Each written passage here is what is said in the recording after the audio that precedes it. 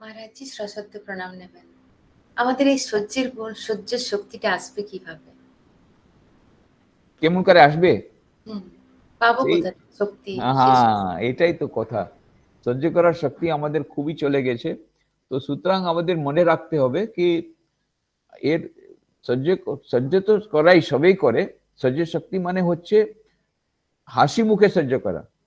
কিটকিট kit করে তো সবাই সহ্য করে, হাসি মুখে সহ্য করা না। এটা এটা তখন হবে যখন আমরা ভাববো কি আমার এই বিপত্তি, আমার এই যে প্রেজেন্ট যে সিচুয়েশন, আমার যে এখনকার অবস্থা, আমার এখন যে সংকট, আমার যে প্রবলেম, আমার এখন যা দুঃখ, এটার জন্য আমি নিজে দায়ী।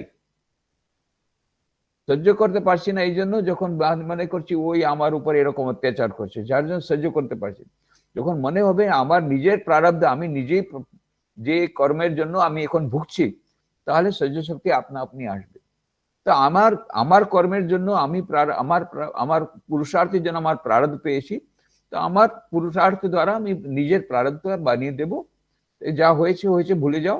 বিতিতাহি বিসার্দে আগে কি শুধলে, forget and forgive, let us go further.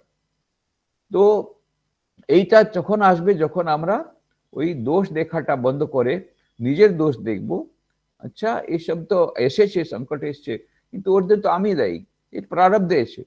তো তার জন্য কি করতে হবে? মাকে প্রার্থনা করো, মা তুমি বলেছিলেন যদি কেউ ঈশ্বরের শরণাগত হয় তাহলে বিধাতা নিজের হাতে এরকম মুছে ফেলে। তো এইরকম করে আমরা শরণাগত হয়েছি মা তোমার, আর তুমি আমাদের কৃপা করো, আমাদের প্রারব্ধটা কেটে ফেলো। এই প্রার্থনা করলে মনে শান্তি পাওয়া যাবে আর সহ্য শক্তিটা বাড়বে।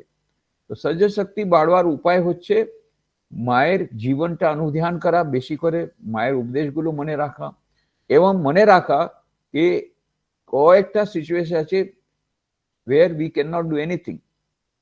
What cannot be cured must be endured. যেটা ঠিক করা যেতে পারে এটা ঠিক করব, কয়েকটা জিনিস আমাদের হাতে নাই, তো সেটা সহ্য করা ছাড়া উপায় নেই। ওই সিচুয়েশন আছে সেখানে প্রার্থনা করতে করতে সহ্য শক্তি বাড়বে। খুব প্রার্থনা করতে হবে, মন্ত্র জাপ করলে শক্তি বাড়বে।